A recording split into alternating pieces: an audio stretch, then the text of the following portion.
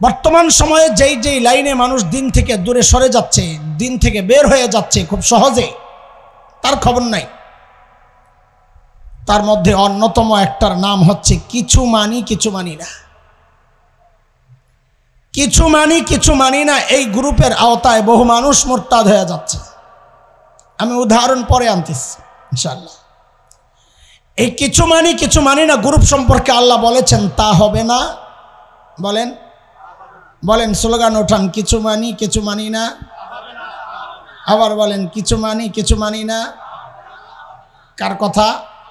সূরা বাকারা 85 আয়াত। আল্লাহ বলেন, أفتؤمنون ببعض الكتاب وتكفرون ببعض فما جزاء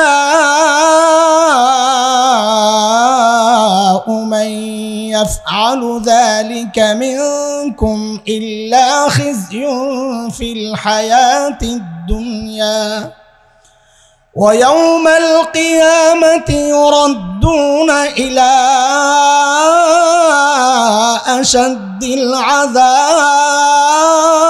العذاب وما الله بغافل عما تعملون।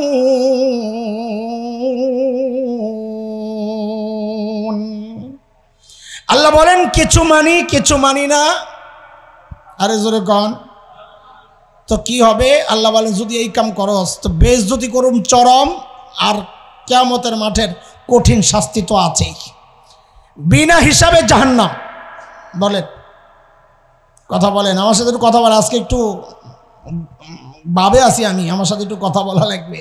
মেজাজ খারাপ, কথাবার্তা দেখা মেজাজ খারাপ হয়ে গেছে। আপনাকে উপরে না, দেশের যারা পরিচালনায় আছেন তাদের উপর কেন আসতেছে ইনশাআল্লাহ। যারা কিছু মানি না বলবে তাদের ঠিকানা কোথায়? হিসাব সহ না বিনা হিসাবে? আল্লাহ বলেছেন, আমার কথা না। ومن يرتد منكم عن دينه فيمت وهو كافر فأولئك حبطت أعمالهم في الدنيا والآخرة وأولئك أصحاب النار هم فيها خالدون।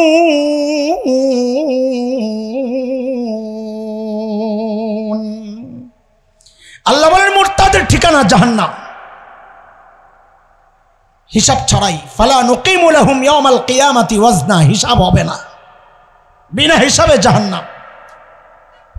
কাজে কিছু মানবো না, তা হবে না। বলে, হুজুর এমনও কি আছে নাকি কিছু মানি না? তা আমি আপনাদেরকে জিজ্ঞেস করি, নামাজ কি কার বিধান? রোজা কার বিধান? হজ কার বিধান? যাকাত কার বিধান? শুধুমাত্র জিহাদটা উসামা বিন লাদেনের বিধান। জোরে কথা কর, কার বিধান? আরো জোরে চিৎকার করে বলেন তো, জিহাদ কার বিধান? কার? আল্লাহ বলছেন জিহাদ করার জন্য। অসংখ্য আয়াত, কয়টা বলবো হিসাব ছাড়া। আমি এই বিষয় পড়াই, আবার মনে করেন না ও এনে আয়াত মনে জানে না, এর লেগে কাইটা যাইতেছে। না, আমি পড়াই তো এটা আমার কাছে। হুজুর বলতে পারবেন বিষয়, আয়াতের অভাব নাই, অসংখ্য আয়াত। জিহাদ কার হুকুম বলেন? এখন কেউ যদি এনিয়ে বিনিয়ে বলতে চায় যে না জিহাদ এখন আর চলবে না, তো বলে জিহাদ যা আছে কোরআনে, আগে নিজের নফস ঠিক করো। তোমার নামাজ ঠিক নাই মিয়া, তুমি জিহাদের কথা কি কও? দোস্ত, নামাজ এক ইবাদত, জিহাদ আলাদা ইবাদত। নামাজ না পড়লে নামাজের গুনাহ হবে, জিহাদ ফরজ হলে জিহাদ না করলে জিহাদের গুনাহ হবে। এই কথা বলার সুযোগ নাই। তুমি যেহেতু নামাজ পড়ো না, ফিলিস্তিনিদের পক্ষে কথা বলার অধিকার তোমার নাই। খোদার কসম, জিহাদকে যারা অপ্রয়োজনীয় মনে করবে তাচ্ছিল্যের সাথে দেখবে। জিহাদের কথা বললে যদি তাকে সন্ত্রাসী বলা হয়, জিহাদি বই পাওয়া গেছে, এই কথা বলে যদি কাউকে গ্রেফতার করা হয়, আল্লাহর কসম, নামাজ অস্বীকার করলে যেমন ঈমান থাকতে পারে না, জিহাদ অস্বীকার করলেও ঈমান থাকতে পারে না। কথা ঠিক? স্পষ্ট কথা, এখানে কোন লোকচুরির কিচ্ছু নাই। আমি করতে পারি না, আমার ব্যর্থতা, অস্বীকার করার সুযোগ নাই। মুরতাদ হওয়ার এটা একটা রাস্তা। শরীয়তের কিছু বিধান মানব, কিছু বিধান মানব না। এই মানুষ মুসলমান থাকতে, বলেন মুসলমান থাকতে আমি পারি না, আমার ব্যর্থতা। আল্লাহ চাইলে মাফ করে দিবেন। আপনি দাড়ি রাখেন নাই, আল্লাহ চাইলে মাফ করে দিবেন, কিন্তু আপনি বলবেন দাড়ি ইসলাম না, ঈমান চলে যাবে। আপনি টুপি রাখেন নাই, আল্লাহ জিন্দেগিতে জিজ্ঞেস করবেন না তুমি টুপি কেন পরো নাই, কিন্তু তাচ্ছিল্য করবেন, ঈমান চলে যাবে। আপনি পর্দা করতে পারছেন না, আপনার ব্যর্থতা, আল্লাহ চাইলে মাফ করে দিতে পারেন, কিন্তু পর্দা নিয়ে তাচ্ছিল্য করবেন, সাথে সাথে ঈমান চলে যাবে। কথা বলেন ঠিক কিনা? এটা হচ্ছে মুরতাদ হওয়ার একটা সরু পথ, গোপন রাস্তা। চুপে চুপে বহু মানুষ এই রাস্তায় মুরতাদ হইয়া বসে আছে, তার নিজেরও খবর নাই। আপনি দেখেন কত স্পর্শকাতর ব্যাপার। গত টার্মে এমন অসংখ্য ইমানদার দিনদার ভাইকে গ্রেফতার করা হয়েছে, কি বলে? তার কাছে জঙ্গি বই পাওয়া গেছে। খেয়াল করেন, কি বই পাওয়া গেছে? বলেন কি বই পাওয়া গেছে? জঙ্গি বই। জেহাদ তারা বলে না, জেহাদ বললে তো আবার শরীয়ত দিয়ে আপনি হারে ধরবেন। জঙ্গি বই পাওয়া গেছে বলে যাদেরকে গ্রেফতার করা হলো, সেখানে বইগুলো দেখা গেল সেই বইটা হচ্ছে জিহাদ বিষয়ক। ধরছে কি বইলা? এটা ওদের একটা পলিসি, বোঝা লাগবে। ধরছে কি বইলা? জঙ্গি বই বইলা, অথচ এই বইয়ের মধ্যে জঙ্গি বলতে কোনো শব্দ নাই, আছে জিহাদ।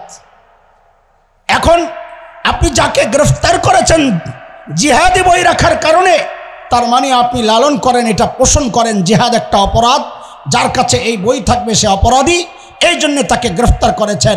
আপনি চিন্তা করেন তো, এই মিশনে যারাই জড়িত ছিল, খোদার কসম একটারও ঈমান থাকতে পারে না, কারণ জিহাদকে আপনি অপরাধ সাব্যস্ত করে এই মানুষগুলোকে যারাই গ্রেফতার করেছেন, এখন পর্যন্ত জেলখানায় তাদেরকে ফেলে রেখেছেন। আল্লাহর কসম তওবা করেন, নাইলে বেঈমান মুরতাদ হয়ে কবরে যাওয়া লাগবে। তওবা করা উচিত। আমি আপনি করি না সেটা ভিন্ন কথা, আমাদের অসহায়ত্ব আছে, আমাদের সীমাবদ্ধতা আছে, ইমানি দুর্বলতা আছে আছে কিন্তু কেউ করলে তাকে আপনি আসামি বানাবেন, তালেবানদেরকে সন্ত্রাসী বলবেন, দুনিয়া বিখ্যাত মুজাহিদ শেখ ওসামা বিন লাদেনকে সন্ত্রাসী বলবেন, মোল্লা ওমরকে সন্ত্রাসী বলবেন। খোদার কসম, আল্লাহর জমিনে আল্লাহর দিন কায়েমের জন্য যারা শাহাদাত বরণ করেছেন তাদেরকে সন্ত্রাসী আখ্যায়িত করবেন। বিদেশি মিডিয়ার ব্যবহার করা শব্দে আপনিও তাদের সাথে তালে তালে তাল মিলাবেন। দোস্ত, কসম করে বলি, এই চিন্তা কেউ করলে, এই বক্তব্য কেউ দিলে তার ঈমান থাকতে পারে না। কথা স্পষ্ট। আমার দুর্বলতা আছে, আমি নিজেও আসামি, কিন্তু যারা করে তাদের বিরোধিতায় যেন আমি উলঙ্গ না হয়ে যাই, ঈমান কিন্তু থাকবে না। বুঝে আসছে কথা? বলেন বুঝে আসছে? আমার কথা বুঝে আসতেছে? শুরুতেই বলছি আজকে বিষয় বড় স্পর্শকাতর, আগাবে যত অত রিস্কি হয়ে যাবে। শোনা না বলা, আপনাকে শোনার কোনো সমস্যা নাই। আজ পর্যন্ত এমন কোনো ঝামেলা হয় নাই যে কঠিন বয়ান দিছে যারা শুনছে করে গ্রেফতার করছে। কাজেই ডরায়েন না, শুনতে থাকেন নির্ভয়ে। ভয় যা আছে লাগার কথা, আমাদের ধরলে আমারে ধরবে, আপনারে ধরবে না। কাজেই চুপচাপ শুনতে থাকেন আর আল্লাহর কাছে পানাহ চান। আল্লাহ এই গজব থেকে আমাদেরকে হেফাজত করেন, আল্লাহ ইরতেদাদের এই ফিতনা থেকে আমাদেরকে হেফাজত করেন। ঈমানের নিয়ামত দিছেন আল্লাহ না চাইতে, আমাদের অবহেলা, আমাদের ত্রুটি, আমাদের এই সমস্ত ভুলের কারণে এই নিয়ামতটা আল্লাহ আপনি ছিনাইয়া নিয়েন না। এই দোয়া বেশি বেশি এই মুহূর্তে আমাদের করা দরকার। মুহতারাম হাজির, এক নম্বর পাইলাম মুরতাদ হওয়ার স্বরূপটার নাম কি দিছি? কিছু মানি। বলেন কিছু মানি। দুই নম্বর রাস্তা মুরতাদ হওয়ার, যৌক্তিক যদি ধরে, বিষয়টা যদি তার কাছে যৌক্তিক হয় তাইলে মানি। শরীয়তের যে কোনো বিধানের সামনে নিজের যুক্তিকে বিপরীতে দাঁড় করানো, এটাও একজন মানুষের মুরতাদ হওয়ার একটা রাস্তা। এটা শয়তানের রাস্তা। আল্লাহর বিধানের সামনে যুক্তি দাঁড় করানো, এটা কার রাস্তা? বলেন কার রাস্তা? কেন? শয়তানকে আল্লাহ যখন হুকুম করেছেন সেজদা করো, শয়তানকে না সবাইকে, শয়তান অস্বীকার করেছিল, জানেন তো না? সূরা আরাফ 12 নম্বর আয়াত থেকে পড়বেন, আরও আগের থেকে পড়লে পুরো যোগসূত্র পাওয়া যাবেন। আল্লাহ জিজ্ঞেস করছে, কিরে শয়তান তুই সেজদা করলি না কেন? দেরি সেকেন্ড তোমার বাড়ির কাছে আইসের লিখে না মাস্তানি করো। قال ما منعك ألا تسجد إذ أمرتك قال أنا خير منه خلقتني من نار وخلقته من طين। শয়তানকে আল্লাহ জিজ্ঞেস করছে, কিরে শয়তান তুই সেজদা করলি না কেন? মা মানাকা আল্লা তাসজুদা ইযা আমারতুকা, আমি বলার পরেও শয়তান কি কয়? নিয়ম হইল যে উত্তম তারে সেজদা করবে অনুত্তমে। এখানে আমি উত্তম আদম থেকে, আদমে না আমারে সেজদা করবে। দেখছেন নি কারণ? তো তুই উত্তম, দলিল কি? আল্লাহ দলিল চায় না, হ্যাঁ নিজেই দিতেছে। শয়তান কয় খালাকতানি মিন নার ওয়া খালাকতাহু মিন তিন, আমারে বানাইছেন আগুন দিয়া, আদমরে বানাইছেন মাটি দিয়া, আমি উত্তম। একটু সূক্ষ্ম বিষয় বলতে চাই, একটু খেয়াল করেন। দলিলটাও শয়তানের ভুল। শরীয়তের বিরুদ্ধে যারাই যুক্তিকে দলিল বানায়, ভালোভাবে খেয়াল করলে দেখা যাবে তাদের যুক্তিও ভুল, যেমন শয়তানের যুক্তিটাও ছিল ভুল। কেমনে? কেন শয়তান চিন্তা করছে আদমরে আল্লাহ বানাইছে মাটি, মাটির গতি নিচে, আমারে বানাইছে আগুন, আগুনের গতি কই? তাহলে যেটা উপরের দিকে যায় এটা না উত্তম, যেটা নিচের দিকে যায় এটা তো অনুত্তম। এই শয়তানটা যদি পাইতাম, ওরে গাড্ডা দইরাই না আপনাকে রোহিতপুর বাজারে নিয়ে দেখাইতাম। বেটা পাল্লার মধ্যে মানুষ কোনোদিন উপরেরটা নিতে চায় না, সবসময় সবাই চায় নিচেরটা নিতে। একটু সমান সমান হইলে আরেকটা আলু দেস না, আরে কি বলেন না? উপরে উঠলে তো নিবেই না, কিরে কম দেশ কেন মাপে? তো কি দেবো আরেকটা আলু দিয়ে? তো যতক্ষণ পর্যন্ত নিচে না যায় সদাই নিতে চায় না। বোঝা গেল সবসময় খালি উপরে উঠলে দামি হয় না, কখনো কখনো নিচে গেলে অদামি হয়। আরে কথা বলেন না? এগুলো এক শয়তানের দলিল ভুল। দ্বিতীয় ভুল হচ্ছে, আচ্ছা একটু বলেন তো, আদমকে আল্লাহ তাআলা মাটি দিয়া বানাইয়া সেজদার হুকুম দিয়েছেন রূহ দেওয়ার আগে না পরে? জানেন না? হযরত আদমের মধ্যে আল্লাহ রূহ দিয়া সেজদা করতে বলছেন না রূহ না দিয়া সেজদা করতে বলছেন? দিয়া। দিয়া যে প্রমাণ কি? কারণ আছে। সেজদা করার আগে আল্লাহ আদম আলাইহিস সালামকে ইলম দিয়েছেন। সেজদার হুকুম দেওয়ার আগে ওয়া আল্লামা আদম আল আসমা কুল্লাহ, সব শিখাইছেন। শিখাইয়া যোগ্য বানায়া কইছেন এবার সম্মান কর। তার মানে হচ্ছে কি আল্লাহ আদমকে রূহ দিয়া সেজদা করার হুকুম করছেন। এটাও প্রমাণ করে শয়তানের যুক্তি অযৌক্তিক। কেন? কারণ আল্লাহ আদমকে রূহ দেওয়ার পর আদমের বডি আর শুধু মাটির হয় নাই, সেখানে চারটা মূল যে পদার্থ আছে দুনিয়ার, এই চার পদার্থের অস্তিত্ব চলে আসছে প্রত্যেকটা মানুষের মধ্যে। ওই চার পদার্থের অস্তিত্ব, একজন মানুষের মধ্যে মাটির অস্তিত্ব আছে, একজন মানুষের মধ্যে আগুনের অস্তিত্ব আছে, একজন মানুষের মধ্যে পানির অস্তিত্ব আছে, একজন মানুষের মধ্যে বাতাসের অস্তিত্ব আছে। বলেন শয়তানরা আল্লাহ বানাইছে কি দিয়া? ওর মধ্যে কি আছে? মানুষের মধ্যে কয়টা আছে? চারটা উত্তম না একটা উত্তম? কথা বলে না। আরে কথা বলেন না। কয় টাকা নেবেন? 1 টাকা নেবেন না 4 টাকা নেবেন? 100 না 400? আরে কথা বলেন না, কোনটার দাম বেশি? 1000 না 4000? 1 লাখ না 4 লাখ? 1 কোটি না 4 কোটি? শয়তানকে আমার কাছে আছে 1 কোটি, আল্লাহ দেখাইছে আদমের কাছে আছে 4 কোটি। কেমনে 4 কোটি? বলে তুই যে আগুন লয়ে বাহাদুরি করস, ওই আগুন মানুষের মধ্যেও আছে। তোর কাছে যেটা নাই সেটা হলো মাটি নাই, আদমে মাটি আছে।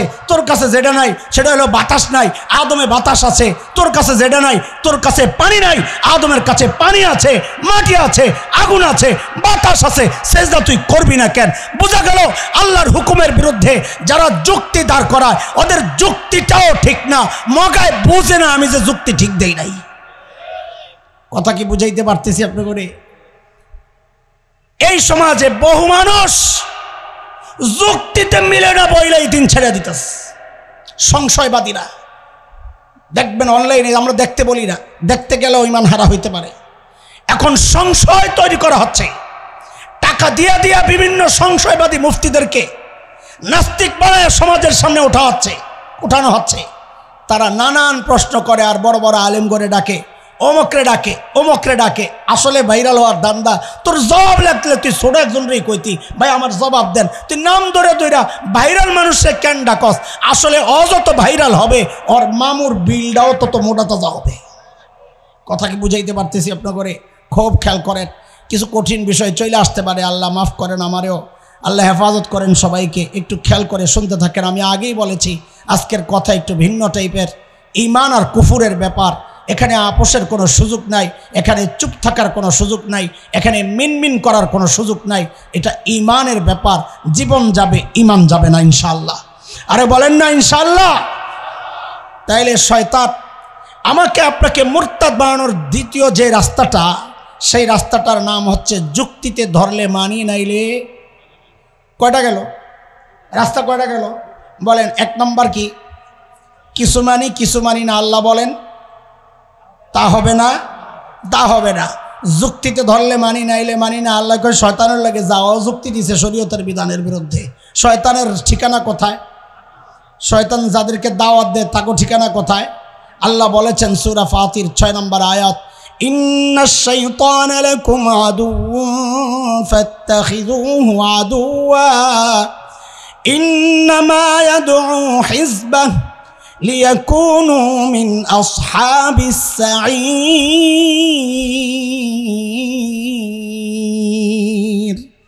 শয়তান কোথায় ডাকে বলেন?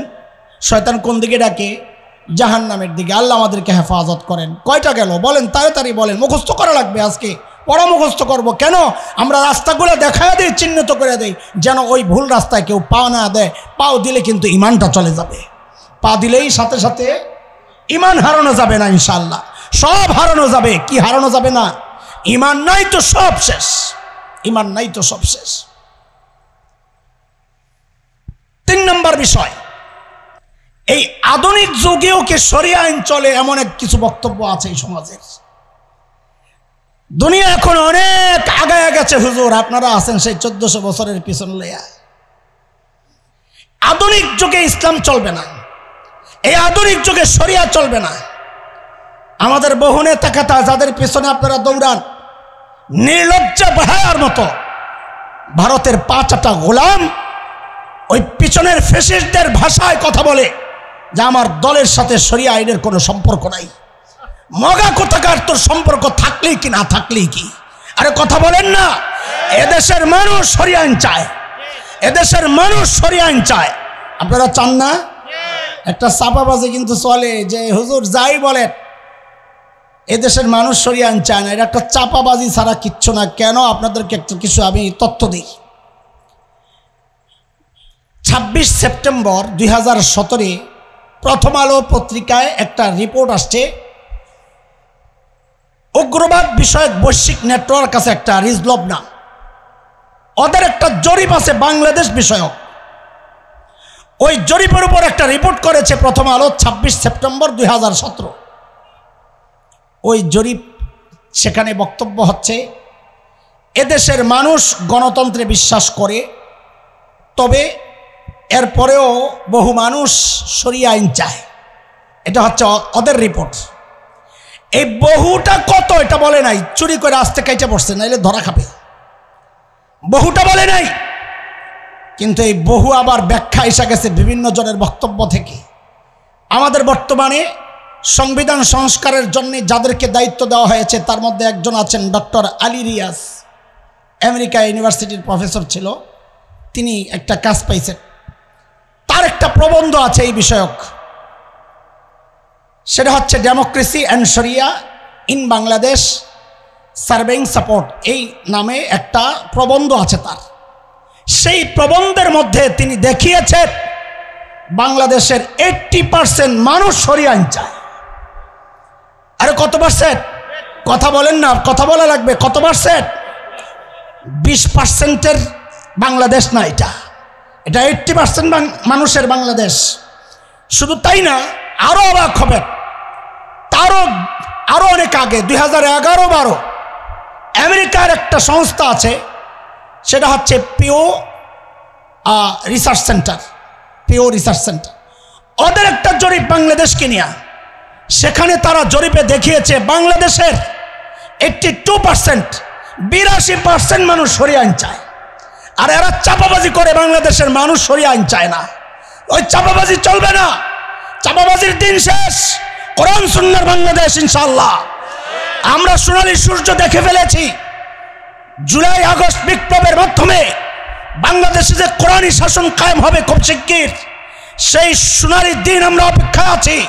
কিন্তু সুবহে সাদিকের আবার আমরা দেখে ফেলেছি। কেন?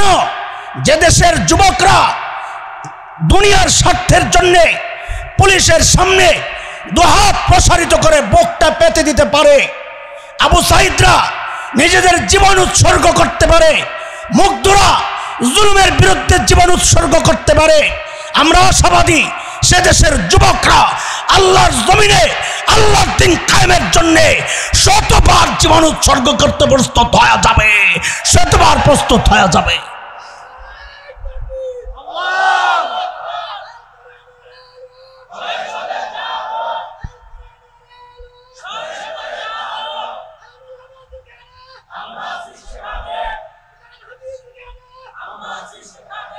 আপনারা কি বলতে চান?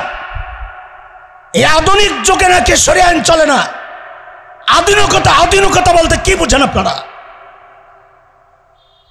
সামাজিক শান্তি নিরাপত্তার জন্য যে সমস্ত অপরাধগুলো এই সমাজের মানুষ অপরাধ মনে করে, ইসলামী দণ্ডবিধি সেই অপরাধগুলোর বিরুদ্ধেই তো। আপনি কি চুরিকে সাপোর্ট করেন? আমি জিজ্ঞেস করি, আপনারা বলেন চুরি সাপোর্ট করেন? এক কথা বলেন, চুরি সাপোর্ট করেন? ইসলামী দণ্ডবিধি চুরির বিরুদ্ধে, ইসলামী দণ্ডবিধি ডাকাতির বিরুদ্ধে, ইসলামী দণ্ডবিধি ধর্ষণের বিরুদ্ধে, ইসলামী দণ্ডবিধি মাদকের বিরুদ্ধে, ইসলামী দণ্ডবিধি অপবাদের বিরুদ্ধে, ইসলামী দণ্ডবিধি খুন খারাপের বিরুদ্ধে।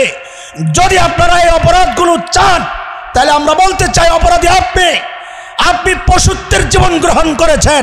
ইসলাম চায় অন্ধকার থেকে আলোর দিকে আনতে। আল্লাহ বলেছেন সূরা ইব্রাহিম 1 নম্বর আয়াত, আলিফ লাম রা কিতাবুন আনজালনাহু ইলাইকা লিতুখরিজান নাস মিনাজ যুলুমাতি ইলান নূর।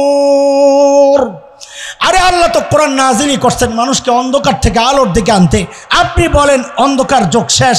আরে অন্ধকার যুগ তো আপনারা আবার ফেরত আনতে চান। আমরা তো দেশ ও জাতিকে আলোর দিকে নিতে চাই, কারণ কোরআনই একমাত্র মাধ্যম যে বিধান মানুষকে আলোর পথ দেখায়। কথাকার কাজী যুগ যত খারাপ হবে, কোরআনই শাসন শরিয়া আইনের প্রয়োজন তত বেশি দেখা দিবে। কথা বলেন যুগ যত খারাপের দিকে যাবে, শরিয়া আইনের প্রয়োজন তত বেশি। আপনারা আইন করে দেশ থেকে অপরাধ দূর করতে পারবেন না, আইন করে পারবেন না। শরিয়া আইন ছাড়া দেশ থেকে অপরাধ দূর হবে না। কারণ শরিয়া আইন শুধু মানুষের মধ্যে ভীতি সঞ্চার করে না, শরিয়া আইন মানুষের অন্তরের মধ্যে আল্লাহর ভয়ও ঢুকায়া দেয়। আল্লাহর ভয় থাকলে মানুষ অপরাধ করতে পারে না। তার একটা প্রমাণ শোনেন। হযরতে আদম আলাইহিস সালামের 2 ছেলে ছিল, জানেন তো? কি নাম কর? আপনারা কিছু কথা কন তো, আমার কথা কইমা যাব। কাবিল আর এক ভাই আরেক ভাইরে মারছে। কে কারে মারছে? কাবিল হাবিলরে মারছে। শাবাশ, মাশাআল্লাহ। এই 2 ভাই, এক ভাই আরেক ভাইকে মারার আগে 2 ভাইয়ের কিছু কথাবার্তা হয়েছে। এগুলো আবার আল্লাহ তাআলা কোরআন আল কারীমের সূরা মায়েদার মধ্যে আনছেন বিস্তারিত।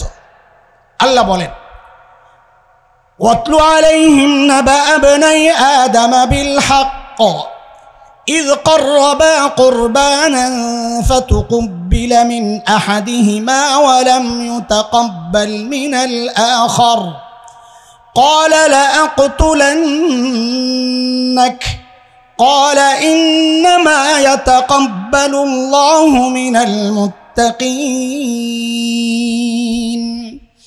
لئن بسطت إلي يدك لتقتلني ما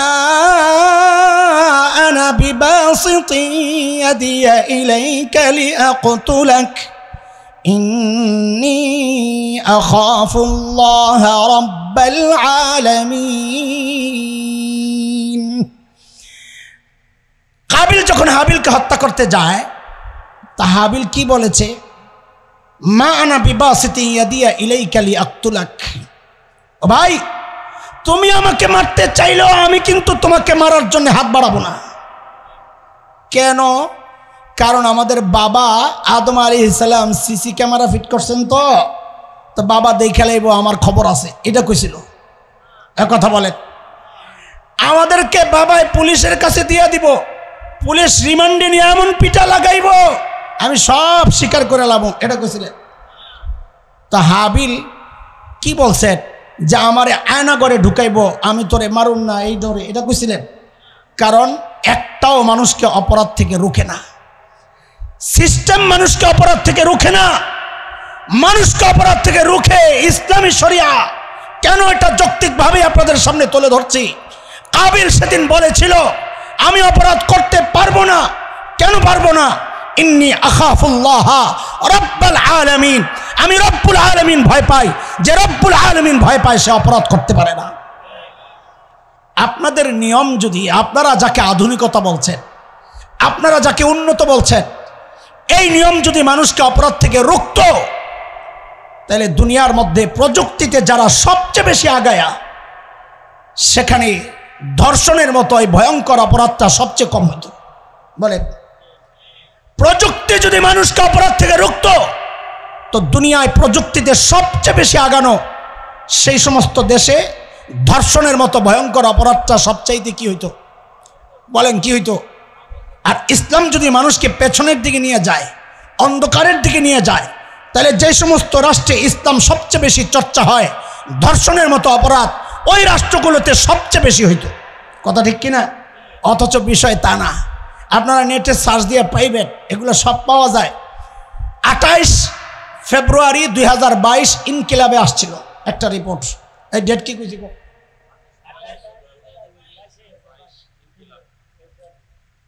28 ফেব্রুয়ারি 2022 ইনকিলাবে আসছে, ফেব্রুয়ারি মাসের 28 ফেব্রুয়ারি 2022। কি আসছে? জাতিসংঘ একটা জরিপ চালাইছে সারা দুনিয়ায় ধর্ষণে আগায় আছে কারা।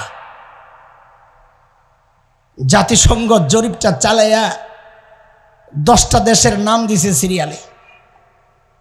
আল্লাহ বাঁচাইছে। এই সিরিয়াল যদি আমরা করতাম তো কত মোল্লারা যে কত কিছু পারে, রং মাইক্কা সাপ্লাই হইয়াও থাকতে পারে। কথা বুঝেন নাই?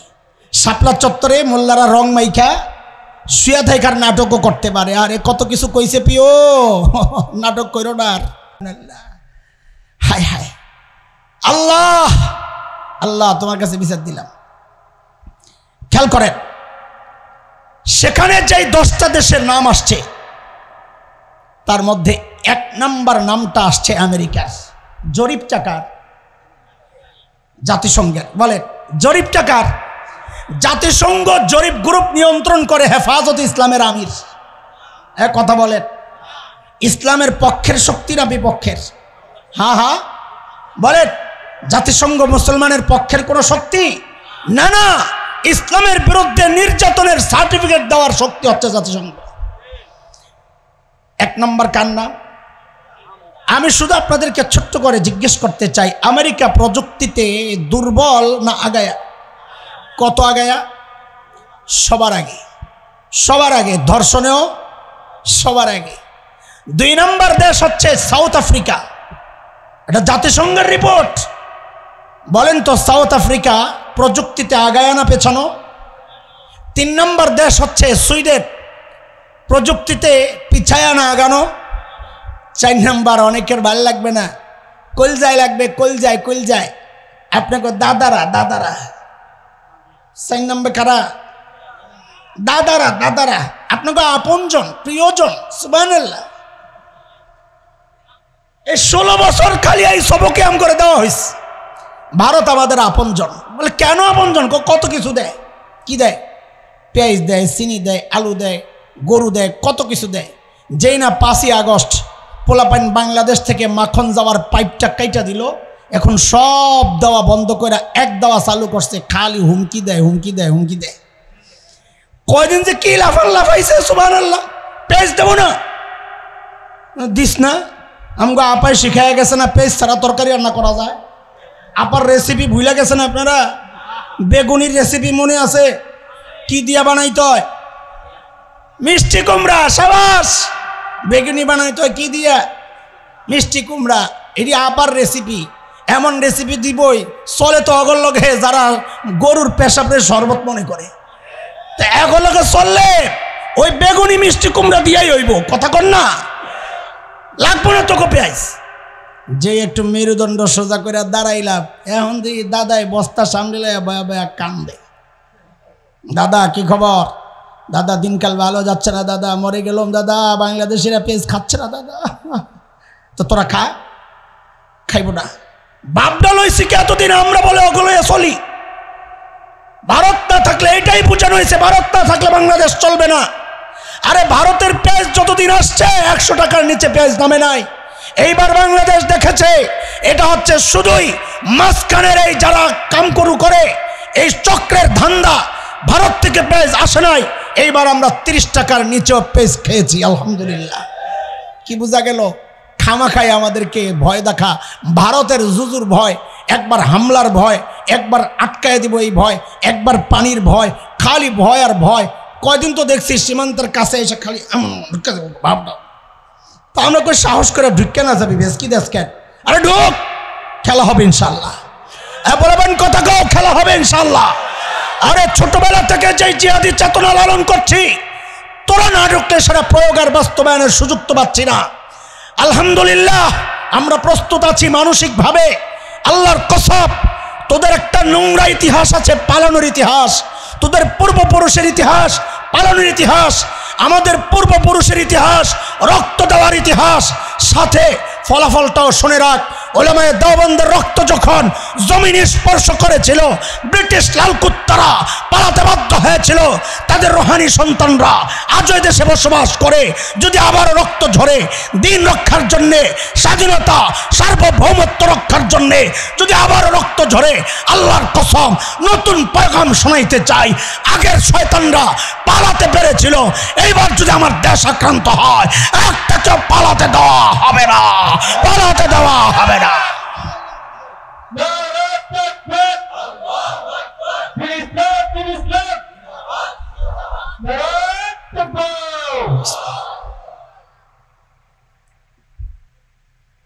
মুরতাদ হওয়ার চোরাই পথের আলোচনা চলছে, মনে আসেনি?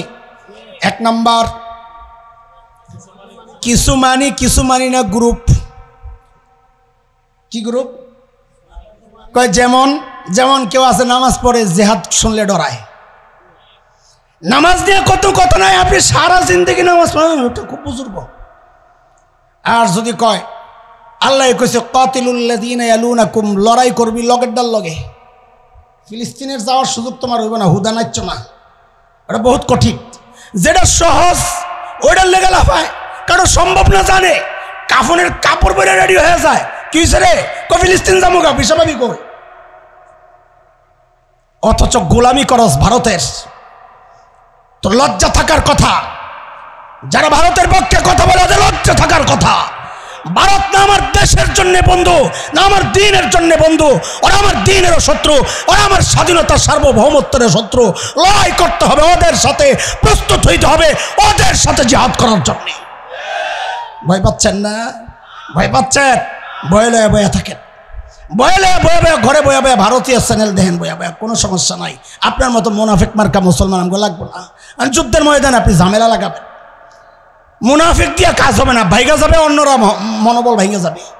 আমার একজন দরকার সাহসওয়ালা, যে বলবে আমি একাই থাকবো, আবু সাইদের মতো বকটা পাই দে বেটা, তোর কত গুলি আছে মার, এই রক্ত যেখানে পড়বে ওখানে ইসলামের ঝান্ডা দাঁড়ায় যাবে ইনশাআল্লাহ।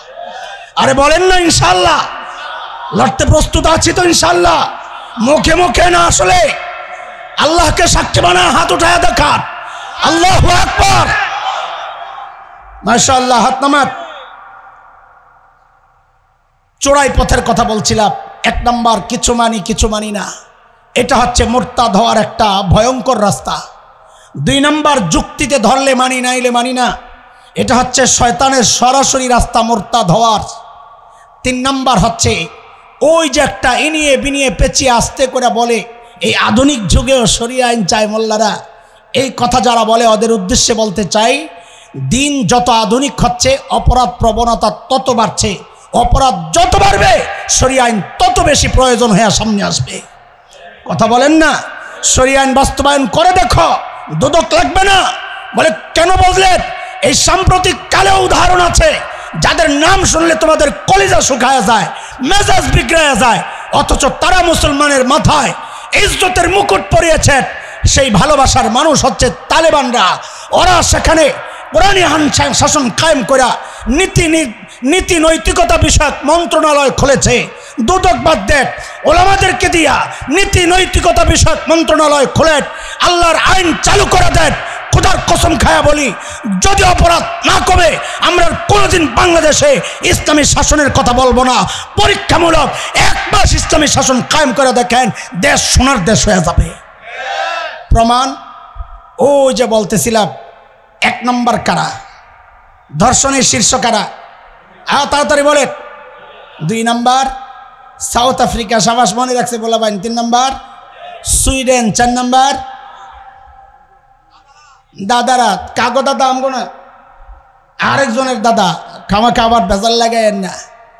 5 নম্বর হচ্ছে যুক্তরাজ্য। ভাই তারা প্রযুক্তিতে দুর্বল না সবল? যুক্তরাজ্য সবল না দুর্বল? 6 নম্বর হচ্ছে ফ্রান্স, জার্মানি। 6 নম্বর কারা? প্রযুক্তিতে দুর্বল না সবল? 7 নম্বর ফ্রান্স, 8 নম্বর কানাডা, 9 নম্বর শ্রীলঙ্কা। হ্যাঁ, কেউ মনে করে না শ্রীলঙ্কা দুর্বল, ওরা অর্থনীতিতে দুর্বল, প্রযুক্তিতে দুর্বল না, যার কারণে অর্থনীতি পড়ে গেছিল। বাংলাদেশও ফকিরা বেড়াও ঋণ দিছে, 2 বিলিয়ন ফেরতও দিছে। ওরা ঠিকই আবার ঘুরে দাঁড়াইছে। কেন? প্রযুক্তিতে ওরা অনেক উন্নত, এই কারণে আবার ঘুরে দাঁড়াইছে। এই 9 নম্বর হচ্ছে শ্রীলঙ্কা। 10 নম্বর শুধু একটা মুসলিম কান্ট্রি, কিন্তু দুঃখজনক হলেও সত্য, সেখানে না মুসলমান আছে না ইসলাম আছে।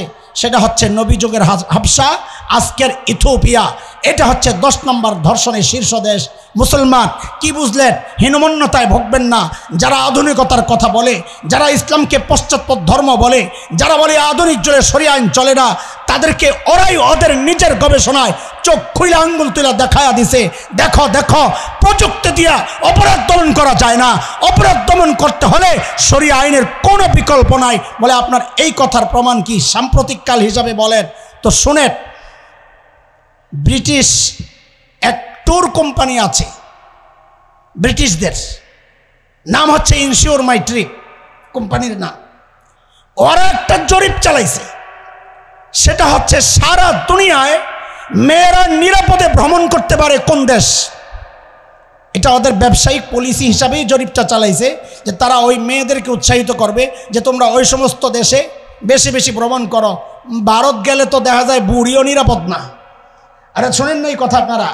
হ্যাঁ, এক বেটির শখ জাগছিল তাজমহল দেখবে, ভারতে আসছিল, বেটির আজীবনের জন্য শখ মিটাইয়া দিছে এই শয়তানগুলা। এতটা নোংরা রুচি এদের, সুবহানাল্লাহ। রুচি এত নিম্ন, নাইলে বুড়ি আক্রান্ত হয় না। রুচি এত নিম্ন না হইলে জীবজন্তু আক্রান্ত হয় না। ওদের ধর্ষণের শিকার হয়ে কুত্তা মৃত্যুবরণ করেছে, ধর্ষণের শিকার হয়ে গরুর বাছুর মৃত্যুবরণ করেছে। আর ওদের পত্রিকার রিপোর্ট এগুলা। রুচি কত নিম্নমানের! ওরা শরিয়া আইনের বিরোধিতা করে, ওদের লজ্জা থাকা উচিত। ওই ইনশিওর মাই ট্রিপ ওই কোম্পানি সারা দুনিয়ায় জরিপ চালাইছে যে সারা দুনিয়ার মধ্যে মেয়েরা সবচেয়ে নিরাপদে ভ্রমণ করতে পারে কোন দেশ। আল্লাহু আকবার বলেন চিৎকার করে, আরো জোরে চিৎকার করে বলেন আল্লাহু আকবার। আমি দেশটার নাম বললে আরেকবার মোহাব্বতের সাথে চিৎকার করে বলবেন আল্লাহু আকবার। পারবেন না ইনশাআল্লাহ? এই জরিপ চালাইছে কারা? মুসলমানরা। মুসলমান দেশের কোনো কোম্পানি? হ্যাঁ, হেফাজতে ইসলাম, ইনশিওর মাই ট্রিপ। ওরা জরিপ চালাইয়া ফলাফল কি প্রকাশ করছে জানেন? সারা দুনিয়ার মধ্যে মেয়েদের একা একা, তাও শব্দ আছে একা একা, মেয়েদের একা একা ভ্রমণের জন্যে সারা দুনিয়ার মধ্যে সবচাইতে নিরাপদ শহরের নাম হচ্ছে মদিনাতুর রাসূল সাল্লাল্লাহু আলাইহি ওয়াসাল্লাম। আরে চিৎকার করে বলেন না আল্লাহু আকবার। মদিনা অন্য রাষ্ট্রের তুলনায় প্রযুক্তিতে অত উন্নত না। সেখানে কোন শক্তি কাজ করতেছে? সেখানে কাজ করছে যারাই সেখানে যাচ্ছে তাকওয়ার কিছু নূর তার কলবে আছে। ওই নূরের বরকত হচ্ছে অপরাধ প্রবণতা সেখানে প্রায় শূন্যের কোঠায়। আমি বলি না মদিনা ইসলামী শাসন পুরোপুরি আছে, পুরোপুরি নাই। অনুশাসন পুরোপুরি নাই, শাসন পুরোপুরি নাই। কিছু মানুষের দিলের মধ্যে তাকওয়ার কিছু নূর আছে, ভারী বরকত। সারা দুনিয়ার মধ্যে সবচেয়ে নিরাপদ শহর মেয়েদের জন্য মদিনা। তাইলে সারা দুনিয়ায় যদি শরিয়া আইন পুরোপুরি বাস্তবায়ন হয়, আল্লাহর কসম দুনিয়া অপরাধ মুক্ত হয়ে যাবে, দুনিয়া অপরাধ থাকতে পারে না ইনশাআল্লাহ। কথা বলেন ঠিক কিনা? কয়টা বললাম? তাড়াতাড়ি পড়াশোনাইতে হবে মুন্সি। 1 নাম্বার এই পড়াশোনায় আমি তো মুরগি বানাই দেবো। বয়ান করছো কি? 1 নাম্বার আজকের বক্তা আবার কইর না আমি মুরগি বানাই দিচ্ছি। আমাকে ছোটো ভাই করে মুরগি বানাবো না, তো বানাবো কাকে? এরা শিখবে না আমার কাছে? আরে শিখতে হবে না? না হয়ে গেছে আল্লাহ মতদার। আমরাই তো ছাত্র, আলহামদুলিল্লাহ আমরা তো শিখতেছি। ছাত্র হওয়াই নিরাপদ। যদি ভাব আসে যে ওস্তাদ হয়ে গেছি, তো ভুল হলে মানুষকে বলে আরে হুজুরে ভুল করছে। ছাত্র ভুল করলে কি সমস্যা? আমি তো শিখতেছি রে ভাই, ভুল হলে ধরা দাও, সাথে সাথে স্বীকার করা, কবুল করা, ভুলটা শুধরাই আনিব ইনশাআল্লাহ তাআলা। আজীবন ছাত্র মনে করবা নিজেদেরকে, তাইলে এটার মধ্যে বরকত আছে, বরকত। বুঝে আসছে না ওজেফি? হ্যাঁ, ছাত্র ভাবার মধ্যে নিজেকে, এর মধ্যে বরকত। বলে ছাত্র ভাবি প্রমাণ কি? আমি তো ছাত্র ভাবি মুখে কই লইব, কলম রাখতে হবে সাথে, আছে রাখতে হবে। ছাত্র কলম ছাড়া কেমনে চলে? কলম থাকা লাগবে। আমি বইয়ের কথা বলতাম, কিন্তু এরা লাগে না হট। এখন বলবেন মোবাইলে টিপে টিপে নোট করে, আমিও করি একটু একটু, কিন্তু কাগজ কলম রাখি আলহামদুলিল্লাহ। 2 নাম্বার কি বলেছি? যুক্তির সামনে যদি পড়ে শরিয়া, যদি যুক্তি না বুঝি, তাইলে যুক্তিতে না আসলে এই শরিয়ায় আমি মানি না। এটা কার যুক্তি? এই তরিকা কার? বলেন কার? শয়তানের। কাজে এটাকে যারা দিন মানার সামনে বাধা বানাবে, বুঝতে হবে সে শয়তানের নাম্বার 1 দোসর। 3 নাম্বার কি বলেছি?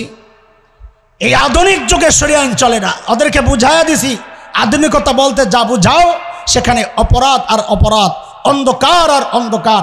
এই অন্ধকারাচ্ছন্ন জাতিকে আলোর দিকে আনার রাস্তা একটাই, কোরআন আল কারীম, কোরআনী শাসন।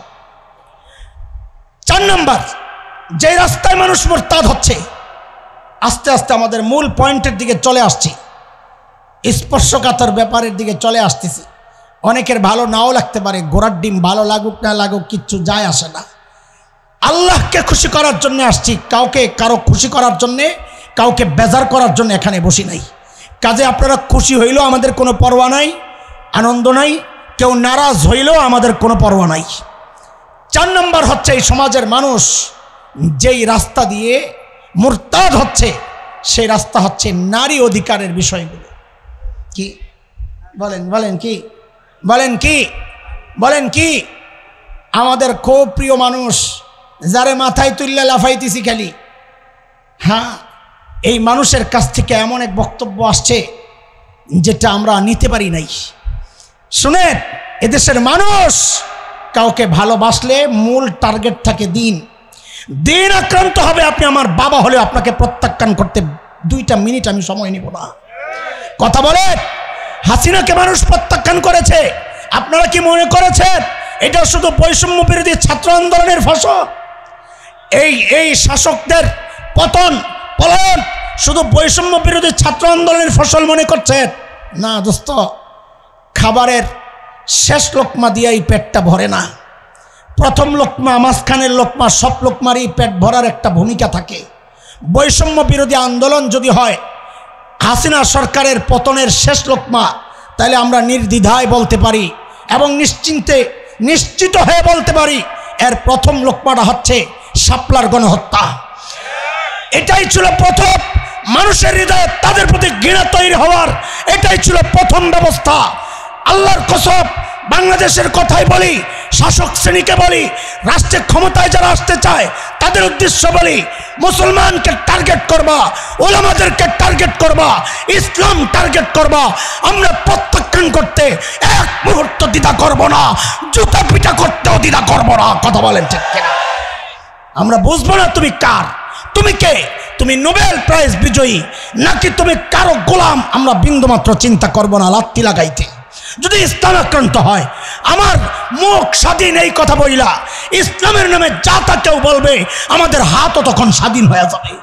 আরে বলে মুখ স্বাধীনতা, মুখের স্বাধীনতা, বক্তা কথা বলার স্বাধীনতা, এই স্বাধীনতা ভোগ করে যদি কেউ ইসলামের বিরুদ্ধে বারবার এইভাবে আঘাত দিতে থাকে, আমরা বলে দেই, আমরা সতর্ক করছি, এখনো দায়িত্বশীলতার পরিচয় দিচ্ছি, আমাদের যুবকদেরকে আমরা উস্কায়া দিচ্ছি না, কিন্তু কতদিন রুখে দাঁড়াবো, কতদিন ওদেরকে আটকাবো?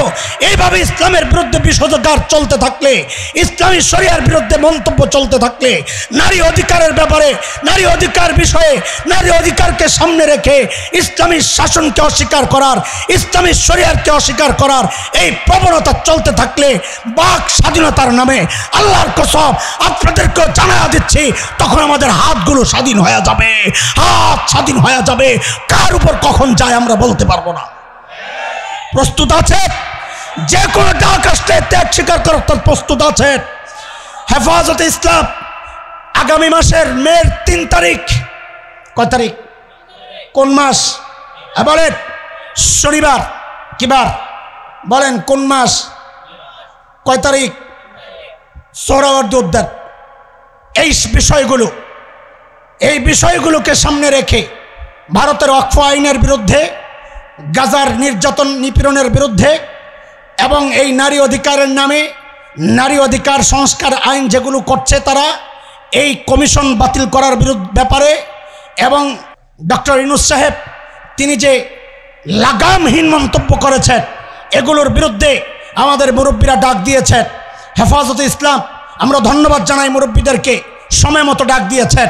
মুসলমান কোনো দল নাই, কোনো মত নাই, সবার একযোগে এই সম্মেলনে অংশগ্রহণ করে এদেরকে জানায়া দিতে হবে, মুসলমান ইসলামের বিরুদ্ধে আপোষ করে নাই, মুসলমান ইসলামের বিষয় আপোষ করতে প্রস্তুত না, যে কোনো মূল্য দিতে আমরা প্রস্তুত। মুরব্বীরা ডাক দিলে হাসিনাকে যেমন পালাতে বাধ্য করা হয়েছে, আমেরিকার গোলাম ওই সমস্ত এনজিও প্রধানদেরকেও পালাতে বাধ্য করা হবে, পালাতে বাধ্য করা হবে। প্রস্তুত আছেন তো ইনশাল্লাহ? যাবেন তো ইনশাল্লাহ? একানা সঙ্গী সহ বলেন, একানা সঙ্গী সহ আমরা এত সংখ্যায় হাজির হব। কিছুদিন আগে আমাদের ভাইরা ডেকেছেন মার্চ ফর গাজা, সেখানে লক্ষ লক্ষ মানুষের উপস্থিতি ছিল। আমরা এর চেয়েও, যেহেতু এটার মধ্যে একটা বিষয় ছিল শুধু গাজা, এখানে বাংলাদেশ, ভারত আর ফিলিস্তিন, 3টা ইস্যুর 5টা ইস্যু, 3টা বিষয়ের 5টা ইস্যু একসাথে হয়েছে। এখন তো আরও বেশি আমাদের অংশগ্রহণ করা দরকার, নাকি বলেন আপনারা?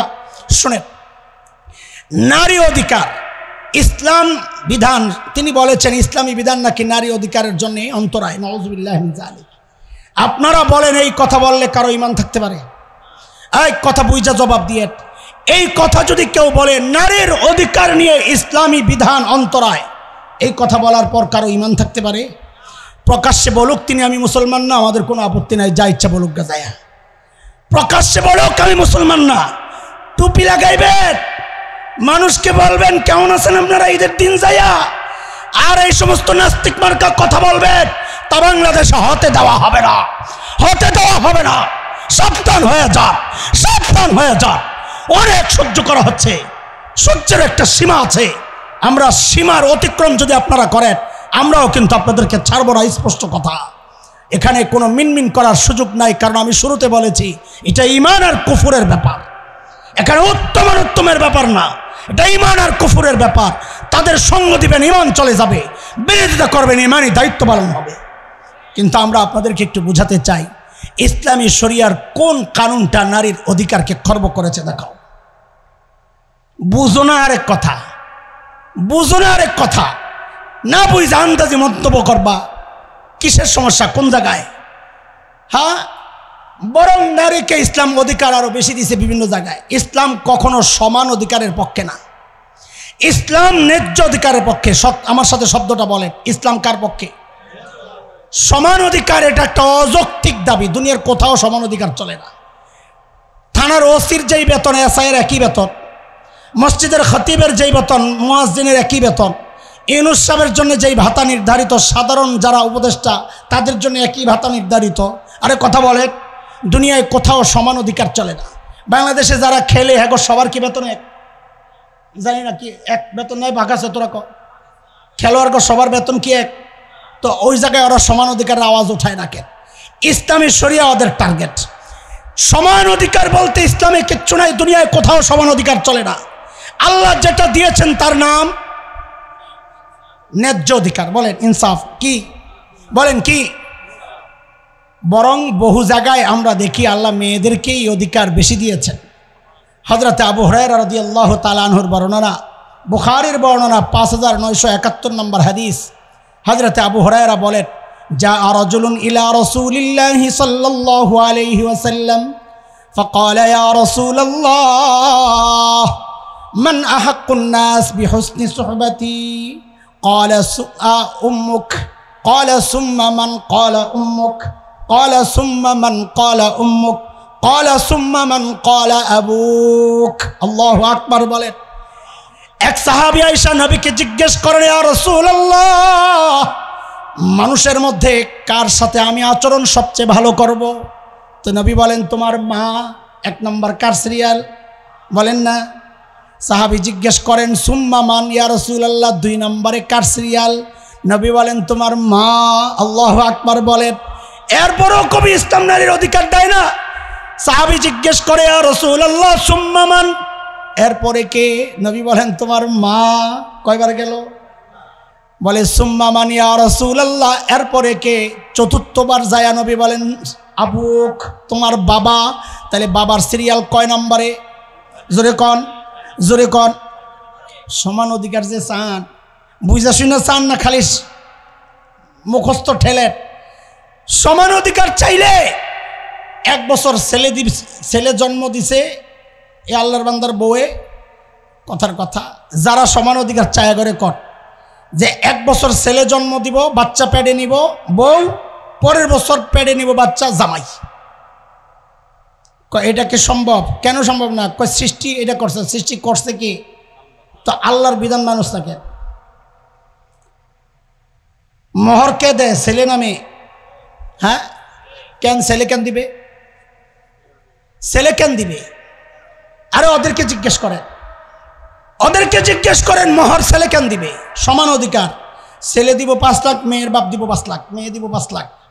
ঠিক কিনা কন? খরচপাতি কার? ইসলাম কি বলে? খরচপাতি কার? না, আমরা মানি না। সমান অধিকার, ছেলেও দিবে মেয়েও দিবে। 1 মাস চালাইব ছেলে, 1 মাস চালাইব মেয়ে। কেমন হয় বিষয়টা? আরে কথা কন, কেমন হয়? কেমন হয়? হ্যাঁ, সুবহানাল্লাহ। বাচ্চারে দুধ খালি খাওয়ায় মা না বাপে? ওই যারা সমান অধিকারের স্লোগান ইউনিসেফ রেকর্ড, তোমার মাইয়ারে খালি তোমার বউ কেন দুধ খাওয়াইছে, সামনের থেকে পোলায়ও দুধ খাওয়াইব। সমান অধিকার। আরে কথা বলেন। সবচাইতে ভয়ঙ্কর হামলাটা হচ্ছে বাবার সম্পত্তি বন্টন নিয়া। কি নিয়া? আরে খেয়াল করেন, একটু জায়গা দেন, জায়গা দেন, আল্লাহর বান্দাকে আসতে দেন। মাশাআল্লাহ, দিন দিন মোটা হইতাছে আর মানুষের কষ্ট বাড়তেছে। জায়গা চিকন হইলে তো ঢুকতে পারে না। এংলা বাতলা আসিল আগে, এটি তো ভালো আসিল। মাইক বালা না, মাইক বালা না, পোলাবান এই জায়গায় ডরে স্লোগানও দেয় না, ওঠে না তো স্লোগান। যেটা দিয়েছে চুপ হয়ে গেছে, এতক্ষণে বুঝছে হুজুরের কি কষ্ট হইতেছে। ভাই আসেন। আল্লাহ আলে আমাকে সেগুলো হিসাবে তোরা একটা চেয়ার দিতে পারলি না বেটা? কই চেয়ার আনছে খামাকার, এখন আর পিছনে নিলে তো জায়গা খাইব, বয়া লাইলে তো আপনার চেয়ারেরও জায়গা খাইলো, মোটা বেটাও জায়গা খাইলো। দরকার কি? 2 জনে মিললে একটা খান। কই দিছে? আসে।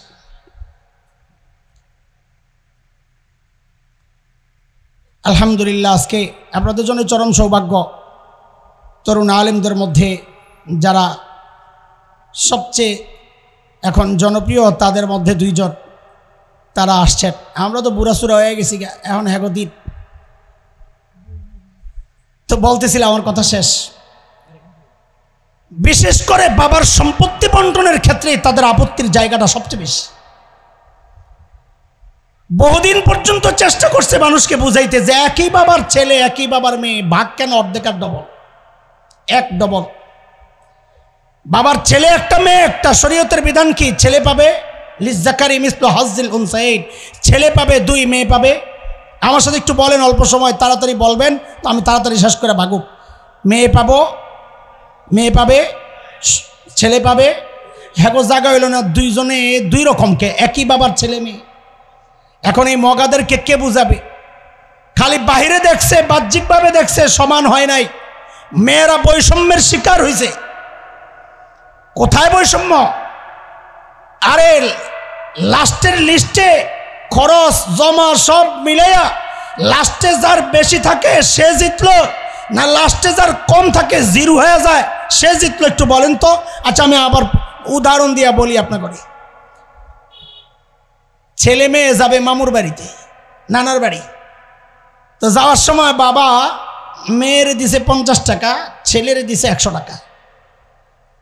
আপনি খালি এটাই দেখলেন যে এরে 50 কেন দিলেন, এরে 100 কেন দিলেন, খালি এইটাই দেখলেন। দেওয়ার সময় যে বাবা বইলা দিল ছেলেরে, আব্বু যাওয়ার ভাড়া আসার ভাড়া তুমি দিও, এটা দেখলেন না? কথা বুঝেন? আপনি খালি দেখলেন মেয়েরে দিছে কত, ছেলেরে দিছে কত, এটাই দেখলেন। আর বাপে যে দেওয়ার সময় বইলা দিল, বাবা বন্ডারে দেখে রাখো, আর যাওয়ার ভাড়াটা তুমি দিয়ে দিও, আওয়ার ভাড়াটা তুমি দিও। যাইতে 50, আইতে 50, লাস্টে আছে কত, ওর রয়েছে কত। তো জিতলো কে? আমাদের গোষ্ঠী কথা কও, জিতলো কে? ইউনূস সাহেব জিজ্ঞেস করেন জিতলো কে? আইন যে পাশ করতে চায়, পরিবর্তন চায়, ইসলামী বিধানকে নারী অধিকারে অন্তরায় বলতে চায়, মাথা ঠিক আছে না নষ্ট হয়েছে পুরাটা? আমি আরেকটা উদাহরণ দিয়ে শেষ করতেছি। মাওলানা হুজাইফি তার বাড়ির মাদ্রাসার বাজার করবে। তো বোর্ডিং ম্যানেজারে ডাক দিছে, হুজুর বাজার করা লাগবে, টাকা লাগবে কত? কয় 5000। আমাকে একটু জবাব দেন তো, কত লাগবে বলছে? কিসের জন্যে বলেন, কিসের জন্যে? আচ্ছা, তো হুজুর বাজারের জন্যে 5000 টাকা গনে গনে মাওলানা হুজাইফি দিছেন বোর্ডিং ম্যানেজারে। হুজাইফির পিচ্ছে আছে একটা কুরকুরে বুড়া, আর বলে কি, আব্বু আমি একটু বাজারে যেতে চাই, যাও। মোড়ামুড়ি করে। তো বাবা মা সন্তানের স্বভাব সম্পর্কে সবচাইতে ভালো জানে। বাবা বুঝছে কেন মোড়ামুড়ি করে। তো পকেট থেকে একটা কচকচে 100 টাকার নোট বাইর করে দিয়েছে, নাও মজা খাইও। কত আগে বলেন, কত? কি জন্যে? আর জন্য কথা কন, কি জন্যে দিছেন? কত? যেই না 100 দিছে, ছেলে তো মাশাআল্লাহ 360 ডিগ্রি একটা মোড়া দিছে। লাগবো না। কি হয়েছে? আরে কি হয়েছে বলবে? লাগবো না। আশ্চর্য, কি হয়েছে বলবি তো? আমি 100 টাকা নেব না। কত লাগবে তোমার? আমার 5000 দেওয়া লাগবে। কেন 5000? হুজুরে দিছ। হুজুর তো বাজারে যাবে। বলে আমিও তো বাজারে যাব, সমান অধিকার। আচ্ছা আপনারাই বলেন, এই সমান অধিকারের দাবিটা যৌক্তিক না শিশুসুলভ অযৌক্তিক পাগলামি? বলেন যৌক্তিক না অযৌক্তিক পাগলামি? এই পাগলামি ঢুকছে আমাদের সরকারের মাথায়। কেমনে পাগলামি, কেন পাগলামি একটু বুঝেন। আল্লাহ ছেলেকে ভাগ দিছেন 2টা। কয়টা? যুবকরা একটু কথা কও, জটিল বিষয় সহজে বুঝো। আল্লাহ ছেলেকে ভাগ দিছেন কয়টা? মেয়েকে আল্লাহ ছেলেকে ভাগ 2টা দিছেন ঠিক, কিন্তু সাথে দায়িত্ব দিছেন 4টা। কয়টা? কয়টা? 1 নম্বর, ও ছেলে তুমি যদি স্বামী হও তো স্ত্রীর ভরণ পোষণের দায়িত্ব তুমি স্বামীর। 2, ও ছেলে তুমি যদি বাবা হও তো কন্যার ভরণ পোষণের দায়িত্ব তুমি বাবার। 3, ও ছেলে তুমি যদি সন্তান হও তো মায়ের ভরণ পোষণের দায়িত্ব তুমি সন্তানের। 4, ও ছেলে তুমি যদি ভাই হও তাহলে বোনের উপযুক্ত হওয়ার আগ পর্যন্ত, বিয়ে দেওয়ার আগ পর্যন্ত বাবা নাই, তো ওই বোনের ভরণ পোষণের দায়িত্ব তুমি ভাইয়ের। বলেন দায়িত্ব কয়টা? কয়টা? ভাগ কয়টা? জোরে বলেন, দায়িত্ব কয়টা? আল্লাহ মেয়েরে ভাগ দিছেন কয়টা? দায়িত্ব আমি যেভাবে বলি ওইভাবে বলবেন, তাইলে সংশয়বাদীদের কলিজায় লাইগা যদি কিছু সংশয় দূর হয়। জোরে চিৎকার করে বলেন 0। আমার পছন্দ হয় নাই, আবার কর 0।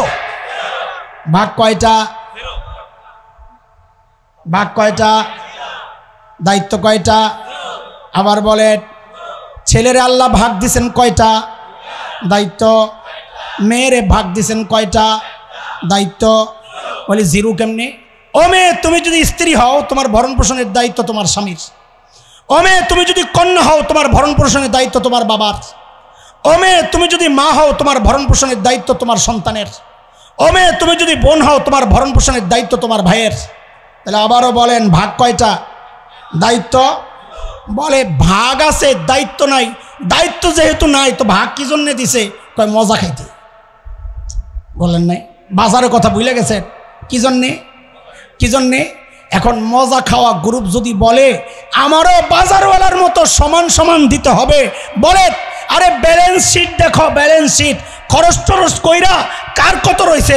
ছেলের হয়ে গেছে 0 ব্যালেন্স শিট, মেয়ের রয়ে গেছে 1। জিতলো কে? ছেলে না মেয়ে? অথচ ঘুরেয়া এই সমাজকে ওরা বুঝাতে চাচ্ছে নারী অধিকার, এই আইন সংস্কার করার যেই প্রস্তাব আসছে, পাশ করার যেই প্রস্তাব আসছে, খোদার কসম যদি এই প্রস্তাব পাশ করে কার্যকর করার কোন রকমের অপচেষ্টা হয়, আল্লাহর কসম খায়া জানা যায় বাংলাদেশের টেকনাফ থেকে তেতুলিয়া আন্দোলনের দাবানল জ্বলে উঠবে, দাবানল জ্বলে উঠবে, রক্ত বন্যা বইব ইনশাআল্লাহ। প্রস্তুত আছি তো ইনশাআল্লাহ? আরে বলেন প্রস্তুত আছি? কবে কবে হাজির কবে হব ইনশাআল্লাহ? কোথায়? কোন মাসের 3 তারিখ? একানা দল সহ আমাদের এলাকার যে সমস্ত ইমাম সাহেবরা আছেন, ইমাম সাহেবরা মুসল্লিদেরকে উৎসাহিত করবেন, বুঝাইয়া শুনাইয়া বলেন। শুরু থেকে আমরা যেভাবে বলছি ওইভাবে একটু বলার চেষ্টা করলে মানুষ বুঝবে ইনশাআল্লাহ। মানুষ দিনকে ভালোবাসে, আমরা প্রমাণ সহ আপনাদেরকে দেখাইছি। এদেশের মানুষ 80% মানুষ শরিয়া আইন চায়। কাজেই যারা বলে না শরিয়া আইন এদেশের মানুষ চায় না, এটা চাপাবাজি ছাড়া কিচ্ছু না। বুঝেছেন না আগের ঠিকা? তাহলে বলেন দিন থেকে বের হওয়ার আমরা মোটামুটি রাস্তা আলোচনা করছি কয়টা? সময় যেহেতু নাই আমি এই 4টা পর্যন্তই ক্ষান্ত রাখছি। 1 নাম্বার কিছু মানি কিছু মানি না, এই বেটায় চলবে না, চলবে না। এই বেটা কি? মুরতাদ। সোজা কথা কি বলেন? মুরতাদ। যেমন নামাজ মানি জেহাদ মানি না, সে কি বলে? আরে বলে ফেলেন না, সাহস করেন না, আবার সমস্যা কি? আমি তো আগেই বলছি ধরলে আমারে ধরবো, আপনি ধরেন কেন? বলেন নামাজ পড়ে জেহাদ নিয়ে কটূক্তি করে, সে কি? নামাজের বই থাকলে ধরে না, জেহাদি বই থাকলে ধরে, সে কি? আরে স্পষ্ট করে বলেন সে কি? কেন? জেহাদ কোনো অপরাধ না যে জেহাদি বই পাইলে তুমি ধরবা, ঠিক আছে না? 3 নাম্বার বলেন, 3 নাম্বার এই আধুনিক যুগে শরিয়া আইন চলে না, এই কথা যারা বলবে তারা কি? আমরা দেখিয়েছি এই আধুনিক যুগেই শরিয়া আইন আরও বেশি দরকার। কারণ দিন যত যাচ্ছে মানুষের অবস্থা ততই খারাপ হচ্ছে, পাপাচার বাড়ছে। আর শরিয়া আল্লাহ কোরআন পাঠাইছেন অন্ধকার থেকে মানুষকে আলোর দিকে আনার জন্যে। সূরা ইব্রাহিম 1 নাম্বার 2 নাম্বার আয়াত। 4 নাম্বার আমরা বলেছি নারী অধিকার, এই বিষয়টাকে সামনে আইনাও বহু মানুষ মুরতাদ হচ্ছে।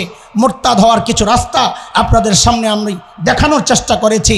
আল্লাহ তাআলা আবারও বলি ওই দোয়া সবসময় চালায়া যাবেন। ও আল্লাহ, যে ঈমান তোমার কাছে চায়া নেই নাই, আমাদের অবহেলা, আমাদের ত্রুটি বিচ্যুতি, আমাদের ভুলভালের কারণে, আমাদের কোনো না বুঝা বক্তব্যের কারণে ওই বিশাল নেয়ামত আল্লাহ তুমি আমাদের কাছ থেকে ছিনায়া নিও না। রব্বানা লা তুযিগ কুলুবানা বা'দা ইয হাদাইতানা ওয়া হাব লানা মিন লাদুনকা রাহমা ইন্নাকা আনতাল ওয়াহ্হাব ইয়া মুকাল্লিবাল কুলুব সাব্বিত কলবি আলা দীনিক। এই দোয়াগুলো বেশি বেশি করবো ইনশাআল্লাহ তাআলা। আল্লাহ তাআলা এই দেশ ও জাতিকে এই বিধ্বংসী যেই ফিতনা, ইরতিদাদের ফিতনা, দিন থেকে বের হয়ে যাওয়ার ফিতনা, এই ফিতনা থেকে আল্লাহ তাআলা আমাদেরকে হেফাজত করেন। আমাদেরকে যারা শাসন করতেছেন তাদেরকেও হেফাজত করেন, আমিন।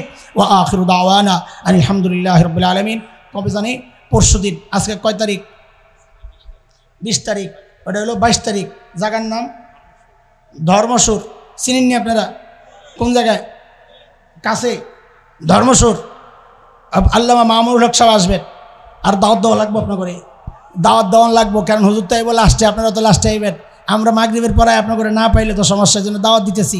আমি আর মাওলানা আইয়ুব ভাই মাগরিবের পরে বয়ান করবো ইনশাআল্লাহ। ওই তুমি আইয়ুব ভাই কইছে আমার মাগরিবের পরে, তুমি ব্যস্ত লাগাই ধরো সমস্যা। ইনশাআল্লাহ আমরা আসবো, আপনারাও আসবেন, দাওয়াত রইল। আসসালামু আলাইকুম ওয়া রাহমাতুল্লাহি ওয়া বারাকাতুহু। আফওয়ান।